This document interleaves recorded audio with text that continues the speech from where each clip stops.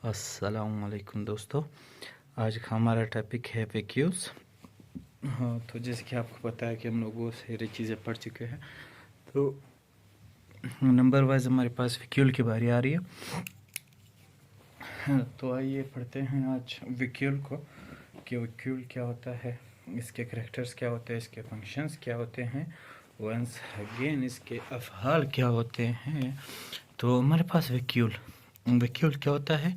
सबसे पहले मैं आपको अगर बेसिकली ख़ुद से कुछ चीज़ें बताने की कोशिश करूँ तो ये सेक लाइक स्ट्रक्चर होता है।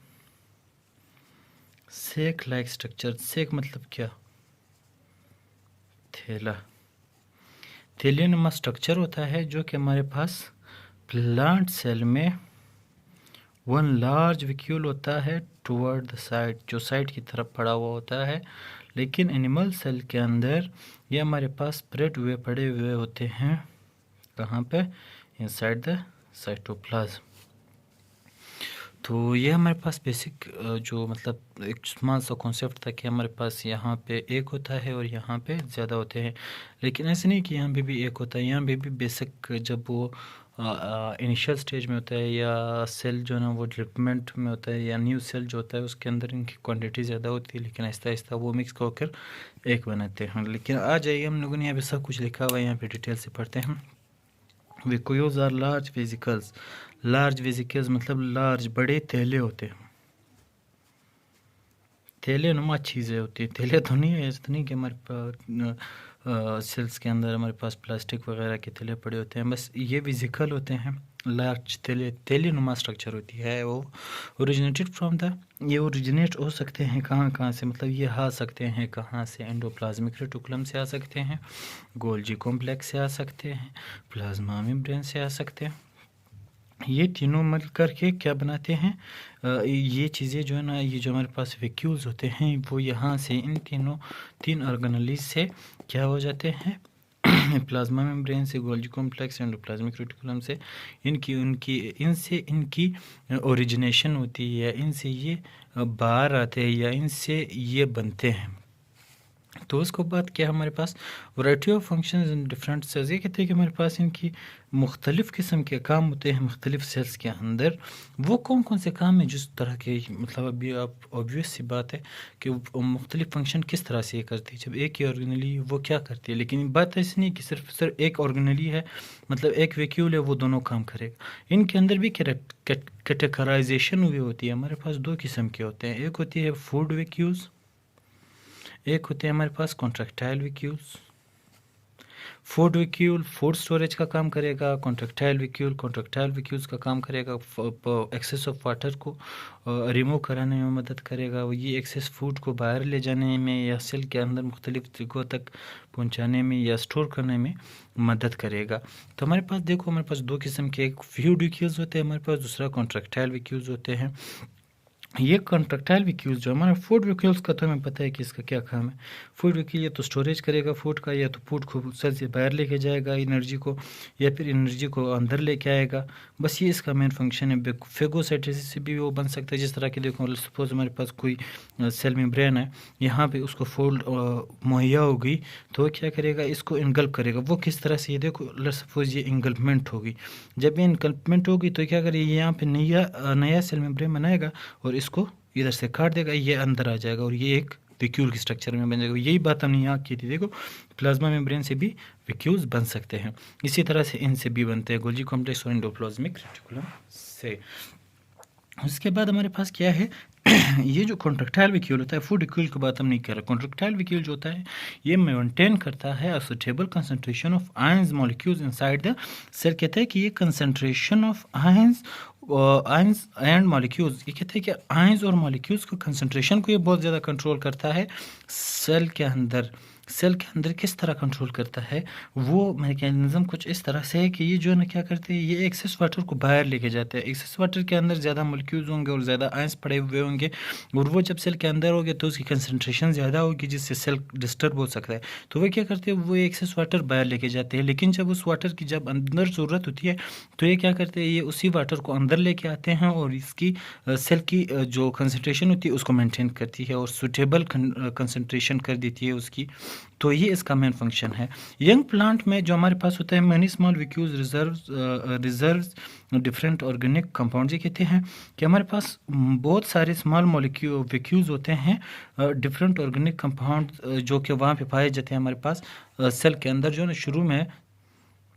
तो ये जो हमारे पास स्मॉल वैक्यूल्स होते हैं, ये रिजर्व्स डिफरेंट कहते हैं कि रिजर्व्स मतलब ये रिजर्व्स मतलब है सेव करना या रखना या ख़ुद के अंदर एक, मतलब ये कहते हैं कि हमारे पास ये मैनी स्मॉल वैक्यूल्स प्लांट के जब यंग प्लांट हो गए, ये बात हमने पहले की, यंग प्लांट के अंदर हमारे पास वैक्यूल्स की तादाद ज़्यादा है। यंग प्लांट के अंदर हमारे पास वैक्यूल की तादाद बहुत ज़्यादा है। इस तरह की नहीं कि हमारे पास सिर्फ और सिर्फ एक वैक्यूल है। वो हमारे पास जब कोई प्लांट यंग हो जाए, यंग नहीं मतलब बिल्कुल वो हो जाए, मैच्योर हो जाए, उसके बाद फिर वो एक बनता है। लेकिन इनिशियल स्टेज में वो जब यंग होता है तो उसके अंदर ज़्यादा वैक्यूल्स होते हैं। कहते हैं कि ये वैक्यूल्स जो होते हैं, जो मैनी ज़्यादा वैक्यूल्स होते हैं, वो रिजर्व करते हैं डिफरेंट ऑर्गेनिक कंपाउंड। कहते हैं ये डिफरेंट ऑर्गेनिक कंपाउंड्स को अपने अंदर रिजर्व करते हैं, सेव करते हैं, बचा के रखते हैं, इनके प्रोटेक्शन के लिए यूज़ करते हैं। वो किस तरह से, वो बात आई हमने यहाँ पे लिखी है। May store compounds that are poisonous. आप लोगों ने बहुत सारे ऐसे वो देखे होंगे फल पौधे या फिर आपको क्या बोलते हैं सब्जियां देखी होंगी जिनकी टेस्ट जो है ना वो बहुत आर्शियस होती है, मतलब वो बिल्कुल इस काबिल नहीं होती कि उनको टेस्ट किया जाए या उनको मुंह लगाया जाए। उसमें हम लोग सबसे पहले लेते हैं करेले को। करेला हमारे पास इतना बेटर होता है, इतना बेटर होता है। क्यों होता है, क्यों उसकी टेस्ट इस तरह होती है, क्यों इतना ज़्यादा वो करता है, वो खुद की प्रोटेक्शन के लिए वो क्या करता है, वो अपने सेल्स के अंदर ऐसे ऑर्गेनिक कंपाउंड्स की प्रोडक्शन कर देता है जो कि पॉइजनस होती है या अनप्लेजेंट होती है, जो क्या कर सके, जो रख सके दूर किसको, एनिमल्स को। अब ऑब्वियस बात है, एनिमल्स जो है ना, जो हमारे पास बकरियां वगैरह है, वो तो नहीं छोड़ती ना ग्रीन घास वगैरह को या फिर करेले को तो नहीं छोड़ सकती। उनका खाना ही वही है, उनकी वो फीड इसी चीज़ पे करते हैं। तो वो उसके खाने के लिए जाएगा, जब वो उसके खाने के लिए जाएगा उसको मुंह लगाएगा। जब उसको मुंह लगाएगा तो उसका मुंह पॉइजनस और अनप्लेजेंट टेस्ट की वजह से जो उसके सेल्स के अंदर है वो क्या करेगा, वो कहेगा नहीं, निगलेक्ट कर देगा, छोड़ देगा कि नहीं खाना मैंने ये चीज़। जब वो छोड़ देगा तो क्या हो गई, ये एक काइंड ऑफ प्रोटेक्शन हो गई किस चीज़ की, यंग प्लांट की। ये जो यंग प्लांट है हमारे पास, इसकी प्रोटेक्शन हो गई हमारे पास। किस तरह से, जब कोई एनिमल इसको मुंह नहीं लगाएगा, जब कोई एनिमल इसको खाएगा नहीं, जब कोई एनिमल खाएगा नहीं तो इसका बकाव हो जाएगा, ये बच जाएगा, इसकी लाइफ स्पेन बढ़ जाएगी। लेकिन वो अलग बात है कि हम इंसानों ने इनके लिए बहुत सारे टेक्निक्स बनाए हुए हैं, किसी करेलों के भी वो फिर वो उठा के खा रहे होते हैं।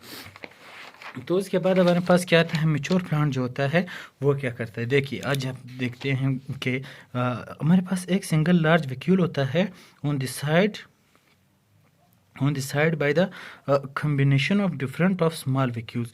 ये स्मॉल वैक्यूल्स क्या करते हैं, ये मिलकर, ये एक दूसरे के साथ जमा होकर, एक दूसरे के साथ चिमट कर, एक दूसरे के साथ, ये देखो सपोज ये वैक्यूल है, ये दूसरा वैक्यूल है, ये तीसरा वैक्यूल है, ये चिमट रहे, एक दूसरे के साथ लग रहे हैं। जब ये लग रहे हैं तो ये क्या कर रहे हैं, एक लार्ज स्ट्रक्चर को ये राइज कर रहे हैं, एक लार्ज स्ट्रक्चर को ये बढ़ावा दे रहे हैं। ये जो लार्ज स्ट्रक्चर बन रहा है इसको हम लोग वैक्यूल बोलते हैं। लेकिन कौन सा वैक्यूल, सिंगल लार्ज वैक्यूल जो कि पाया जाता है हमारे पास मेच्योर प्लांट्स के अंदर। ये मेच्योर प्लांट्स के अंदर हमारे पास सिंगल लार्ज सेल होता है। एनिमल सेल्स के अंदर हमारे पास ये जो है ना बहुत सारे छोटे छोटे होते हैं और स्प्रेड हुए होते हैं साइटोप्लाज्म में। लेकिन यहाँ पे जो हमने सबसे पहले पढ़ा था ना कि हम लोगों ने, याद आपको इंशाल्लाह होगा, हमारा पहला लेक्चर है, उसके अंदर न्यूक्लियस जो है हमारे पास, न्यूक्लियस जो होता है ये प्लांट सेल का थोड़ा सा साइड पे होता है। क्यों होता है साइड पे, इसकी वजह से ये जो इस तरह से बन रहे थे ना, ये जो बड़ा हो गया है, इसकी इतनी बड़ी साइज हो गई, इसकी वजह से उसका उसने क्या किया, इस न्यूक्लियस बेचारे को साइड पे पुश कर दिया। जब पुश कर दिया तो वो साइड पे आ गया। लेकिन हमारे जो एनिमल सेल्स है वो उसके इर्द गिर्द ये सारे घूम रहे होते हैं, लेकिन उसका न्यूक्लियस बिल्कुल सेंटर में होता है। ये कॉन्सेप्ट। उसके बाद हमारे पास क्या है कि कहते हैं कि ये डिफरेंट जो स्मॉल मालिक्यूल्स थे बचपन में, वो जब बड़े ट्री बड़ी हो रही है, प्लांट बड़ा हो रहा है, तो वो मेच्योर होकर के क्या कर देते हैं, एक सिंगल वैक्यूल बना देते हैं। सेल सेप क्या होता है भाई, the solution inside the vacuoles. कहते हैं कि सॉल्यूशन, अब सॉल्यूशन तो कॉमन सेंस की बात है, अब सबको बताया, मिक्सचर को बोलते हैं। जब सोल्यूट और सॉल्वेंट मिल जाती है उसको हम लोग क्या बोलते हैं, सॉल्यूशन बोलते हैं। कहते हैं कि सॉल्यूशन इनसाइड द वैक्यूल, जो उसके अंदर वैक्यूल के अंदर सॉल्यूशन होता है, डिफरेंट चीज़ों के कॉम्बिनेशन से जो सॉल्यूशन बना हुआ है वैक्यूल के अंदर, उसको हम लोग सेल सेप बोलते हैं।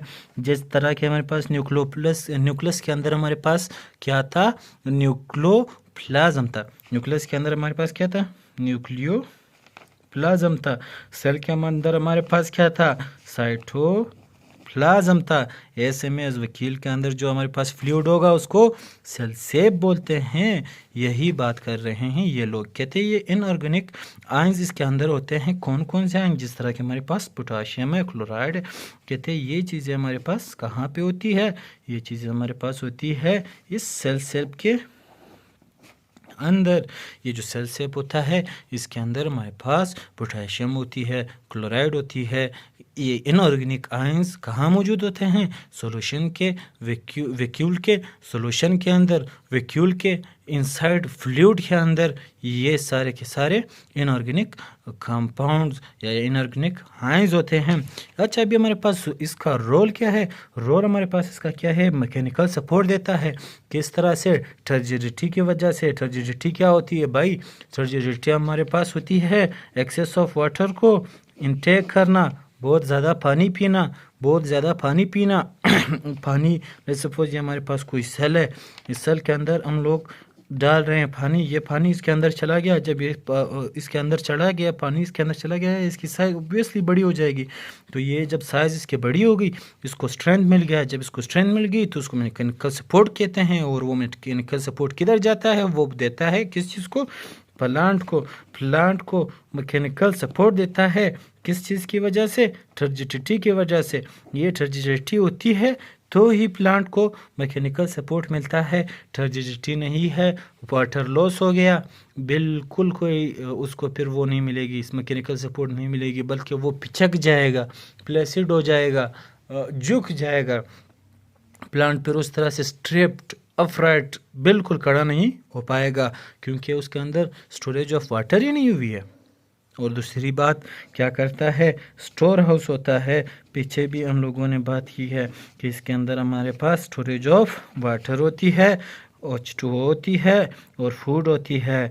और दूसरा काम क्या करता है, यही वाटर को ये जब एक्सेस में करते हैं तो आउटटेक करते हैं, जब एक कम होती है तो इनटेक करते हैं। फूड जब ज़्यादा होता है एक्स्ट्रा सेल से बाहर जाता है, सेल जब फूड कम होता है तो फेगोसाइटोसिस के ज़रिए से इसको अंदर लेके आया जाता है। तो ये क्या कहते हैं कि ये स्टोर हाउस होता है, एज स्टोर हाउस काम करते हैं। हमारे घरों में भी स्टोर हाउस वगैरह होते हैं, तो कहते हैं कि ये उस तरह का भी काम करता है।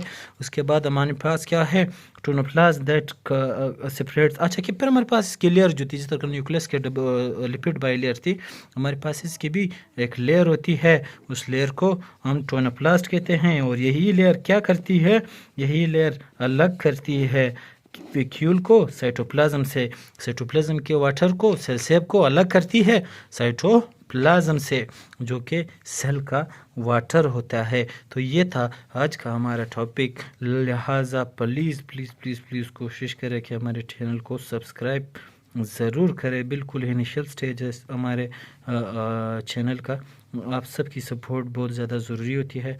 लिहाजा प्लीज़ सब्सक्राइब एंड लाइक। आज मेरा बोर्ड थोड़ा सा इल रहा है, जिसकी वजह से मैं राइटिंग भी सही से नहीं कर पा रहा हूँ। तो खुदा हाफिज़, टेक केयर।